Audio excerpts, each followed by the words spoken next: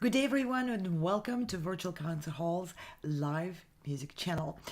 My name is Ouspenskaya, and I'll be hosting today's program for music and musicians around the globe. I'm very excited to interview composer and pianist Joel Feigin and to have a peek preview of performances of his incredible music and his works for various genres. It's my own and my wonderful team's pleasure to serve musicians and music lovers by providing performances and various events of music which is live, interactive, which brings us all closer together and get us more connected through modern means, and hopefully will bring valuable inspiration to everyone, all the audiences around the globe.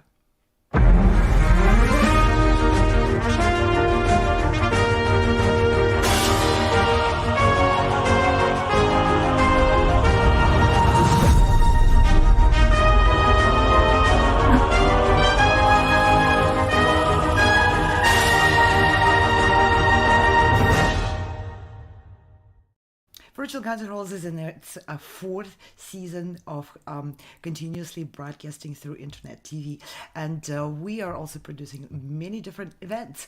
And looking ahead, we have incredible seasons up our sleeve for 24-25. We'll be producing a 7th concert season at the Carnegie Hall in collaboration with many organizations and companies which are joining our efforts to bring world-class musicians to everybody's attention.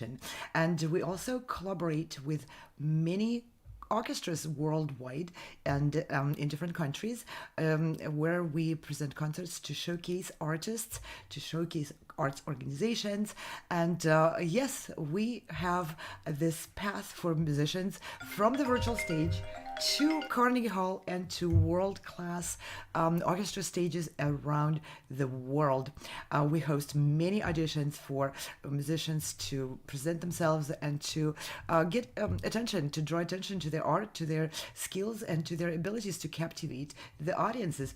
We produce music films, we host many auditions, we provide a chance for musicians to be heard and to collaborate with such incredible ensembles like what you see on the screen, the Royal Philharmonic in London, with the Slovak Sinfonietta in Žilina, with various orchestras in different countries, Paducah Symphony in the United States at Carson Center, incredible conductors, Boulder Symphony Music Academy in Colorado, and many other orchestras. And we have the Philippine Philharmonic Orchestra joining the Color Orchestra project for the next season, for season 24-25 and further. And all of those great opportunities are out there. We invite everyone to put their best foot forward, to apply for those auditions, to meet the conductors and musicians, composers, pianists, instrumentalists, vocalists from all over the world who are members of our wonderful panel of adjudicators. And let's look ahead what's coming up really next in the next few days. We will be hosting auditions for musicians to get a chance to perform at the Carnegie Hall in next season, and in the with those orchestras you have seen on the screen a few seconds ago. So let's see, maybe a quick preview of what those auditions are like. Perform on our gala at Carnegie Hall. Auditions for the 2024-2025 season will be happening soon. We have opportunities for composers to have their works premiered and professionally recorded with the Leonard String Quartet, opportunities to perform a concerto with the New York Chamber Players and Orchestra Manhattan. Composers may also submit their scores to be premiered by these two fabulous orchestras. Solo opportunities, chamber music opportunities, and opportunities for large ensembles as well. Receive evaluations from the finest musicians, have a press interview, be featured on our daily internet TV show, receive certificates, medals, and a video of your performance, and have opportunities for many other awards. Applications are currently available on our website. Don't miss out on your opportunity to present your music on this world-renowned stage. We look forward to hearing your performances.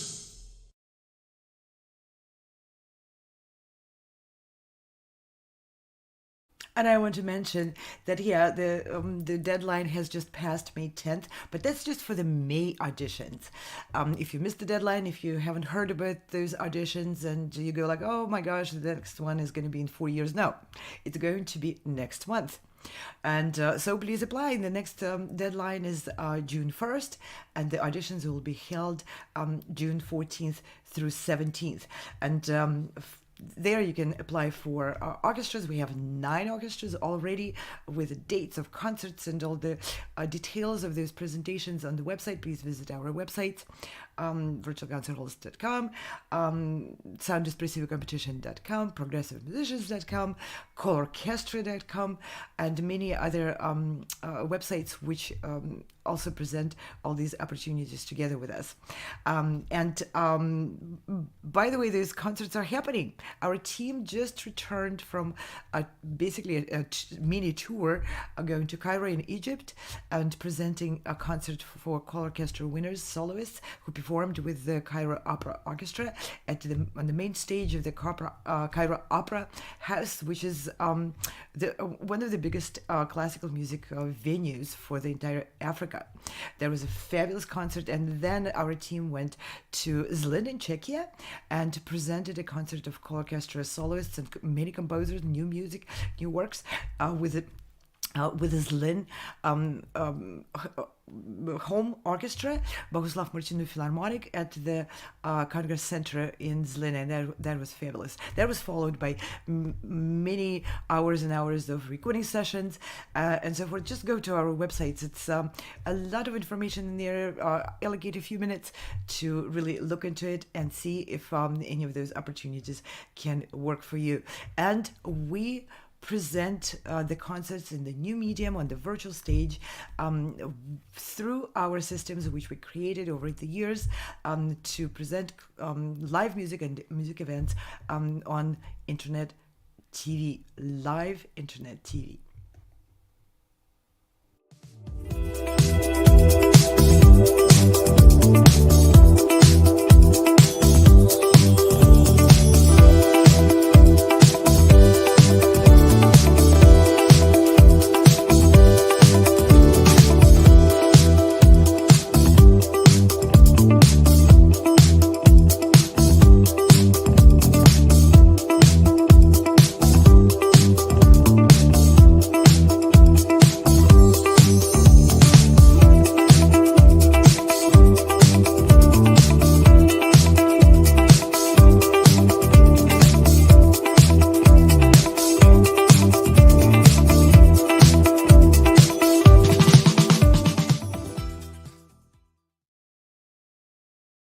And of course, we invite many artists, arts organization leaders, orchestra conductors, and representatives of many different other fields connected with the music and musical arts, music education, publishers, you name it. We invite people who are in those spheres and in those businesses to join our programs and to share their insights, so that musicians and everyone who loves music can navigate the modern and frankly quite confusing world of contemporary music and the music field. And today I'm really, really excited to interview Joel Feigin, whose quartet composition, Mosaic in 2 panels for string quartet, will be featured at an upcoming concert at Carnegie Hall on July 1st at 7 p.m. So if you are in New York, don't miss that concert. It's going to present a lot of interesting compositions, and today we're going to get a chance to ask Joel all the questions I have, at least, for the composers, how they work on their composition. You know, composers, I'm a pianist, I'm a performer, I don't compose, I just play somebody else's music. But to me, it's always a mystery. How does that music come together? So we're going to hear from the person who knows how to get that done. And as in words of David DeBoor, Canfield from Fanfare magazine. This is music that demands to be heard. That's his opinion of Joel's music. And Leonard Bernstein mentioned at one point, you're a hopeless romantic. So we're going to meet Joel today. He is an internationally performed composer. His operas and instrumental works have been widely praised for their very strong impact as logical in music design as they are charged with emotion and drama. And that's from Opera magazine. Feigin's widely produced opera mysteries of Eleusis and Twelfth Night are at the center of his work, with performances in many different countries, including in Russia, North Carolina, and Chicago, and many other places. Feigin's instrumental works include the From Commission for pianist Yael Weiss, who is a good friend of mine, by the way, Aviv, the Concerto for Piano and Chamber Orchestra, and we will have a bit of preview of each of those works, they can be heard on Feigin's latest widely praised CD, Music for Chamber Orchestra. It was described as by Fanfare magazine as the music that demands to be heard. And he is a professor emeritus of composition at the University of California. He studied with none other but Nadia Boulanger and Roger Sessions. And he has received, among other honors, incredible awards: Guggenheim Fellowship, Mellon Fellowship, Senior Fulbright Professorship, and the Edwards Dixon Emeriti Professorship at the University of California in Santa Barbara. A longtime student of Zen Buddhism, Feigin studied for many, many years with the late Sujun Mel Weitzman Roshi, and I'm going to ask him something about Zen Buddhism. I'm very interested how does that connect with his composition. And his collection at the New York Public Library of the Performing Arts at Lincoln Center just recently opened in 2011. And again, his wonderful composition for the string quartet will be presented at the Carnegie Hall on July 1st at 7 p.m. And if you are in New York, please don't miss that. And now I would like to invite Joel, who is in our studio, to have a little bit of a chat with me and open a little bit of the mystery behind composition. Joel, welcome. It's a great pleasure to have you today. Thank you for making time. Great to be here. Thank you so much. It's great. Wonderful. Now, I have all the questions, and as you can see, I'm ready to fire up. Go for it. One thing, you have such incredible diversity of everything in which you write. You have, in scope, you go from miniatures to big operas, and in compositional technique. And in our previous little bit preparation to this program, you mentioned writing beautiful music and ugly music, and both at once. And you have so much output, and not every the next piece listed is completely different from the other piece, and it's written for different ensembles, for different instruments, for different voices and all that. Why such a diversity? Is that more like intentional, accidental, explorational? Why do you go in so many directions? Who knows? I don't know. I mean, it's just I hear sounds in my head, and sometimes I like them, and therefore I want to share them. And as it happens, I hear very different kinds of sounds, and if I like them, I want to share them, and hopefully be of help to the old thing is better endure life, or better just enjoy it, or be delighted by it. So it's an offering.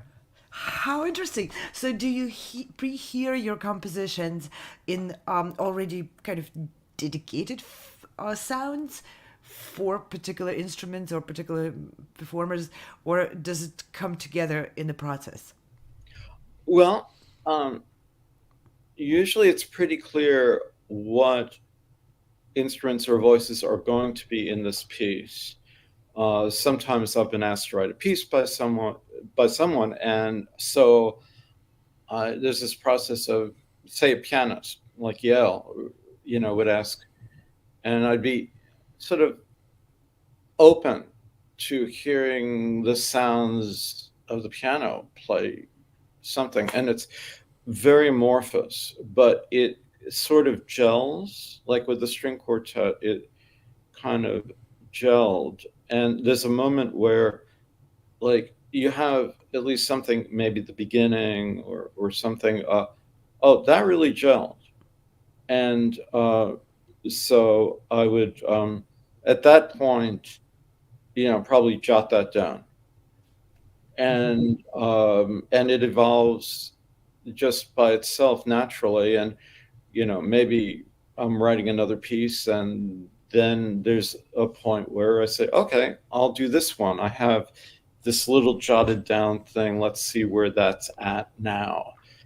And then it kind of sometimes catches fire, and then I write the piece.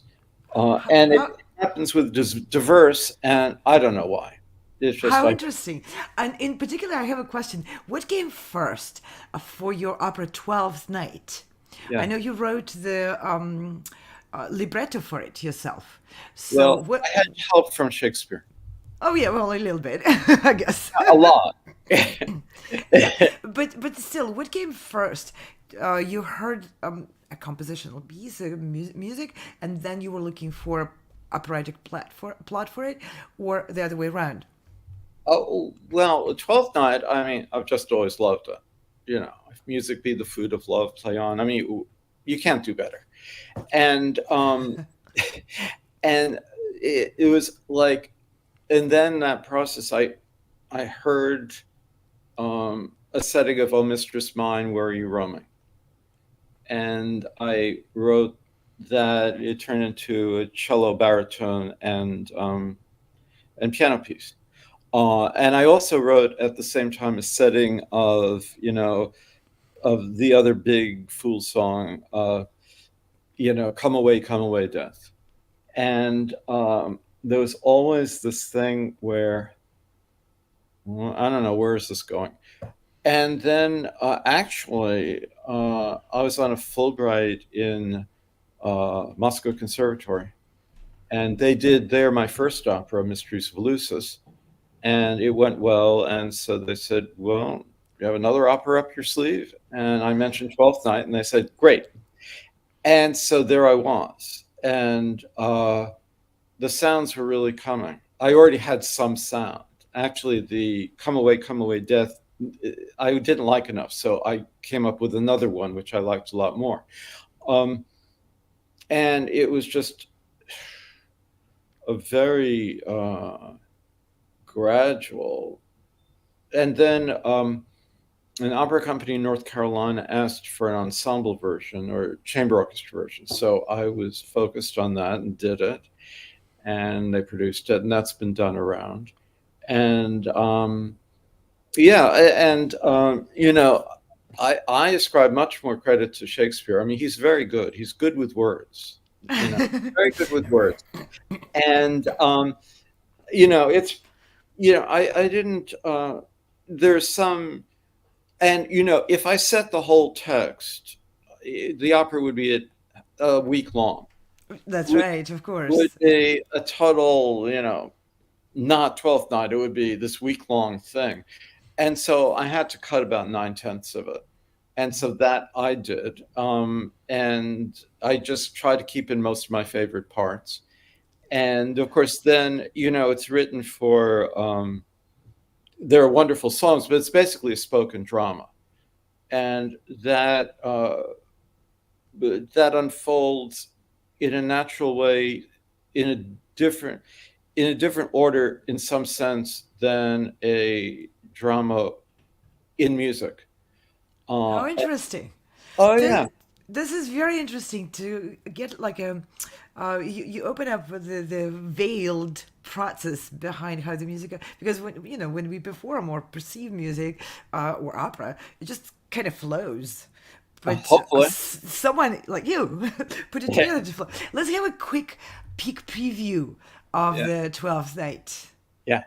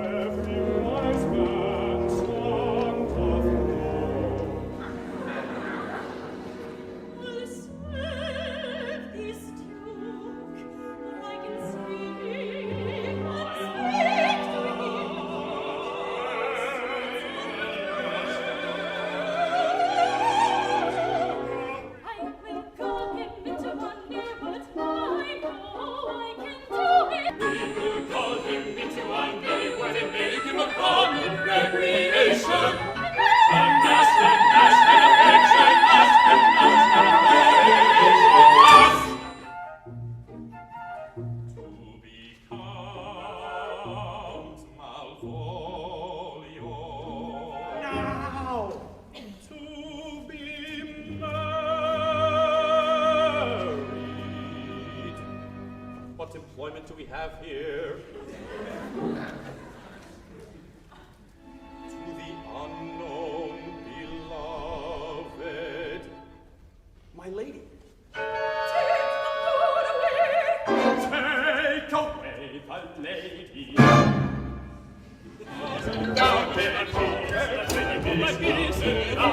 What is love? 'Tis not hereafter.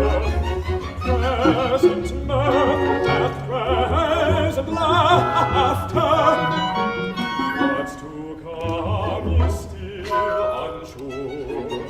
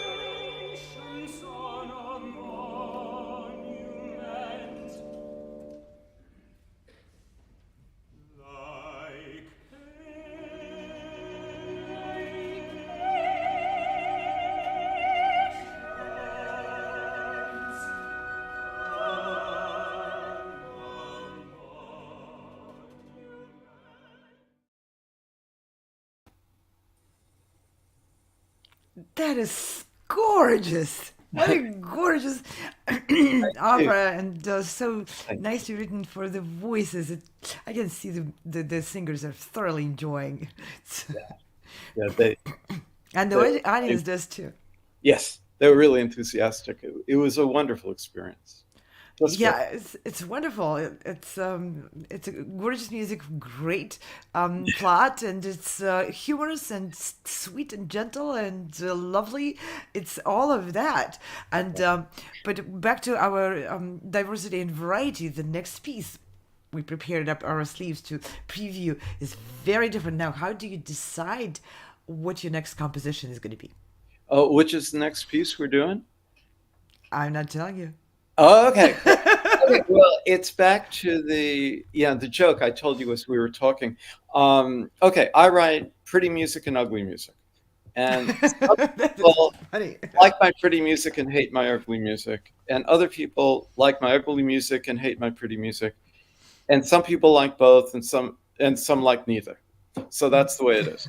And I find personally for me, the world that I experience is sometimes wonderful and fun, and sometimes terrible and tremendously painful. And so naturally, these sounds that are coming up sometimes embody that pain or embody that delight. And so I go with that. And with an opera like the opera I'm working on now is based on Sophocles' last play, Oedipus the Colonus. And it's very different than Twelfth Night. I mean, Oedipus, of course, has killed his father and married his mother, even though he did everything to prevent himself from doing that. And actually, this is 20 years later. And after he found out, he blinded himself and just became a beggar.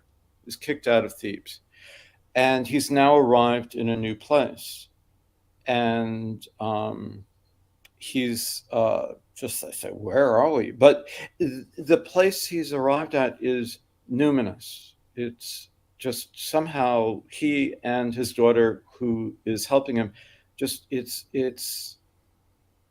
has this really magical, sacred feel to it. And then someone comes up and they say, where are we? And he's like, get out. That's the grove sacred to the Furies. And Oedipus says, I'm never leaving here. This is where I'm going to die and find my rest with the Furies. And then it's outside Athens, actually in the birthplace of Sophocles.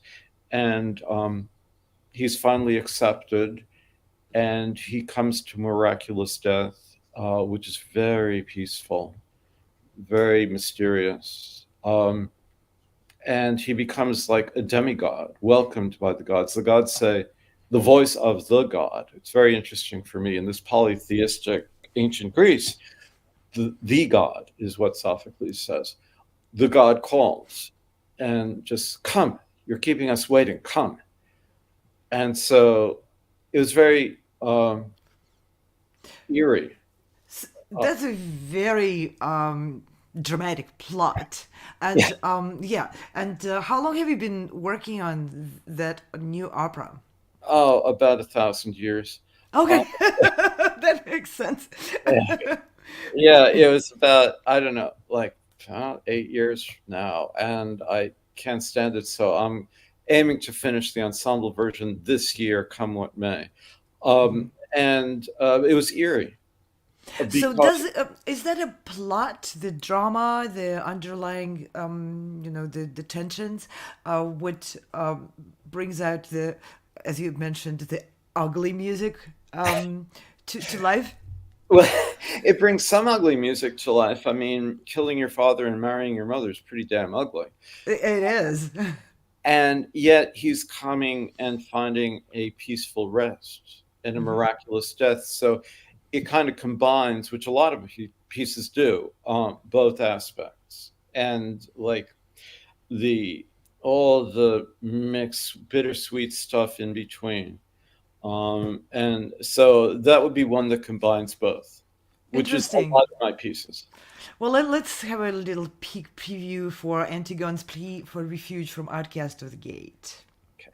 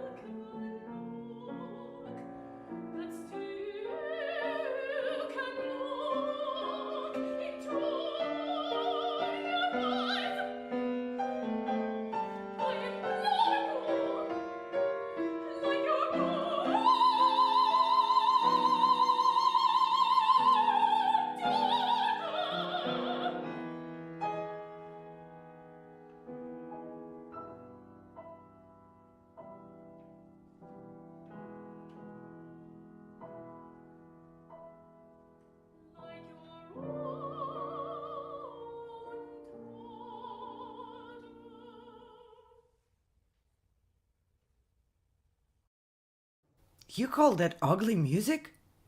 Gorgeous! Thank you so much. I just did the best job I could. It's And incredible. It's intense. yeah. And of course, it has a lot of dissonance in there because that's what you're expressing. But it really captures you and holds you in, and it's gorgeous. Oh, thank you so much. Thank you so much.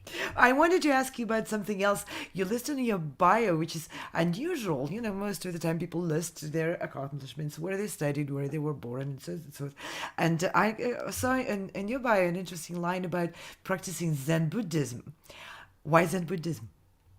Well, it saved my life. Oh, wow. Um, That's. yeah, I mean, I just when I began serious practice uh, and went to retreats where I sat in meditation for a week, all day, basically. I just had the feeling, if this doesn't save me, nothing can save me. And so now it's some 30 years later. And I mean, I couldn't write music without it. It would be too painful. And because it's a hard thing to do in this world. And it's, well, a couple of things occurred to me. You were saying, like talking about my being humble. I don't know, but it's very, and I mentioned this story. I mean, it's, of course you're humble. I mean, you're just part of the whole mess. And it's a huge mess out there, like the whole universe, and you're just part of it. So, that realization makes things, well, you could have various reactions, but for me, it helps make things okay. There's a great story about my teacher, Mel Weitzman. Because when you asked Mel, how you doing? He would always say, oh, I'm okay.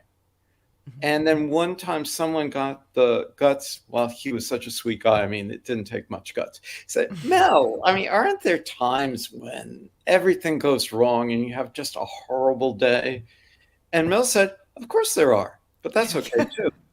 Oh, wow. What a great answer. That's okay, Yeah, too. right. He was amazing. He was just amazing. It was supreme So, good fortune. is that what you find in practicing Zen Buddhism, this incredible core balance Yeah. to make peace with intense joy as well as intense tragedy of the world? Well, make peace with the world. It's a lot about balance. Like Mel would say, it's in sitting down to meditate, you can balance. It's all about balance, and it's all about the breath. And then when you sit down, you really 3 times you take deep breaths. For the most part, you just breathe totally naturally, but you settle into the breath. And, and the breath kind of is very interesting. I mean, for example, hi? Oh, hi. Okay. For example, sometimes, there's a time when for the first time ever, you take an in-breath and you're born. And then there's a time when you take an out-breath and then you've died. And in between, there are a lot of in-breaths and out-breaths. That's true. That is a good perspective on the journey from start to the end. Except it's not the start and it's not the end because you're part of the same mess. It's just like everything changes all the time. So, I mean, all this happens, that happens. And then there's this being born and takes an in-breath, and that just keeps going for a while. And then that same being takes a last out-breath, and then things keep going. So, that perspective That's an is incredibly humble perspective and powerful as well, because being part of something empowers us to do our part. that's right. We do our part. We do the best we can. We offer what we can. How interesting. Well, we heard two very different operas. Hmm. One already completed, the other one almost completed, but your genres just go on and on. And I want to hear some of, well, you got to give me that. Piano is my favorite instrument. Let's hear some piano music. Right. Okay, fine.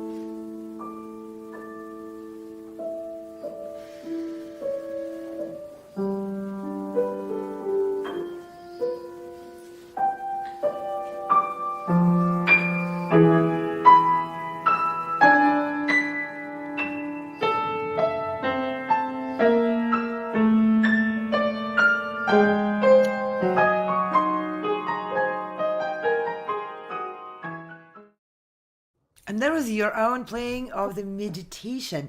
Now, meditation is at the center of Zen Buddhism. That piece, no doubt, is connected to your practicing Zen Buddhism.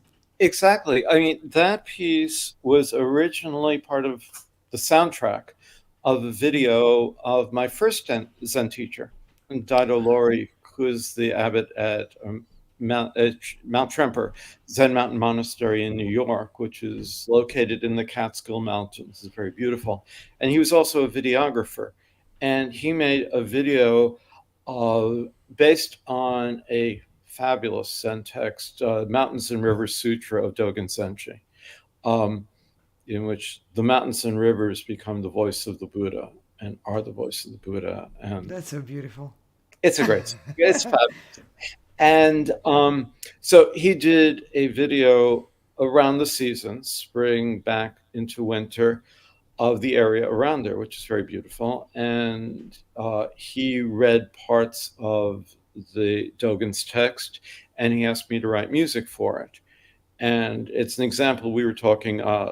My friend Dan Polkowski did the electronic elements of this because it's not something I know that it's not something I can do, and so I think it turned out well. And this is from the music for that video, and behind it is like just view a very peaceful pond in the forest in the I mountains. can't wait to see the actual video of that.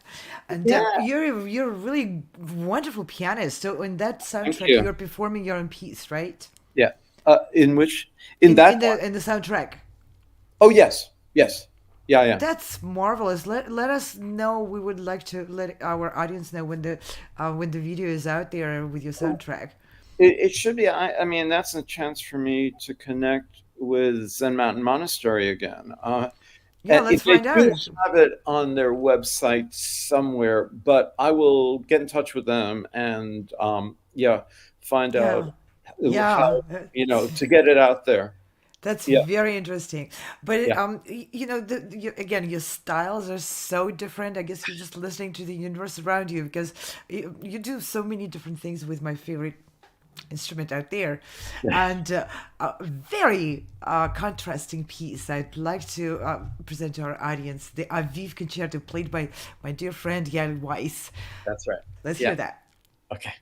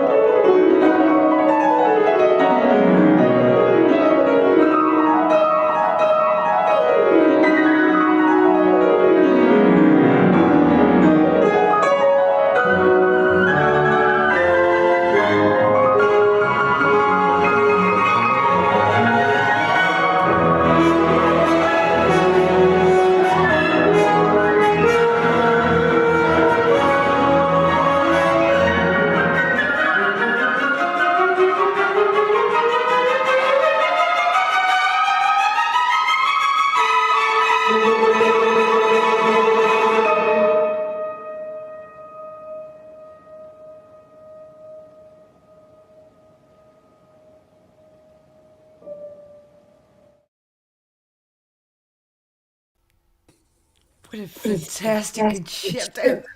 Thank you. Thank you so Oh my much. goodness. Yeah. Yeah, I'm so looking forward to hearing your quartet mosaic and two panels Oh, at the Carnegie Hall. great. But we got to get that concerto to be performed at the Absolutely. Carnegie Hall. That is Absolutely. fabulous concerto. That'd be awesome. Thank you. And That yeah, would be. Elsa is so beautiful, Oh yeah, Ellie's just one of the best. She's She's incredible. great.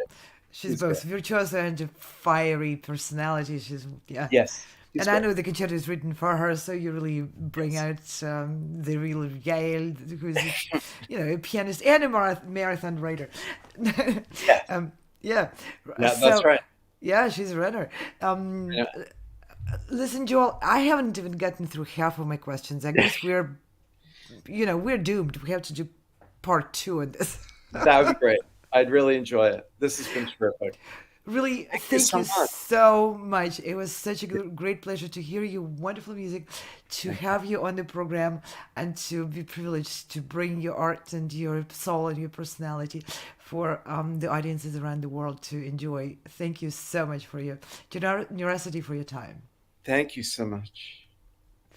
All right, and we'll be saying goodbye to Joel. For now, I want to thank very much everyone involved in these productions. We are live with the music and musicians around the globe show 3-4 times a week, and the rest of the days we are live with other programming. We have magnificent 9 programs dedicated to Beethoven 9 symphonies with incredible Larry Rabchak as a narrator. These are films produced in collaboration with Architects of Music and virtual concert halls. And we also this week will be presenting massive auditions Friday through Monday. Please tune in. Be sure to peek in. You will discover lots of great talent from around the world. And I want to thank very much our partners and collaborators. There are organizations and companies from all over the world adding their resources, their expertise, their initiative, their energy to our productions, to our projects and our initiatives. You see, there's so many logos, but these are not just logos and pretty pictures. These are incredible people who are really working tirelessly in order to bring great art to the audiences and bring the audiences and musicians together, reconnect, and to have our conversation, our relationships develop. And we stream on 50 plus channels and platforms out there. We are on every major social media and video platform. If you missed us on Instagram, look on YouTube. If you don't like YouTube, go to Vimeo. If you don't like either, go to LinkedIn or Facebook. And if none of those, you can see us on many curated channels and platforms all around the world dedicated to bringing greatest performance and arts and music to their audiences. And with that, I want to thank our wonderful guest, Joel Feigin, who was here today with us discussing the artistic process of composition. And we had a great privilege to see his music. Thank you, Joel, one more time. Thank you And so much. with that, I thank our audience. Please make sure you subscribe and like our channels. Come back, be part of it. Send us a message. We always look for interesting people and projects to collaborate with. And with that, I want to say many thank you to our team, wonderful producers from Virtual Concert Halls. Our team is growing. It's a great musicians and artists who also mastered the virtual stage and internet TV production. And big thumbs up and thank you down to Božić Kudrić, who is a pianist and composer and a magician behind the production of today's program. Thank you, Ante. Thank you, everyone. See you again soon. Bye. Bye-bye. Thank you.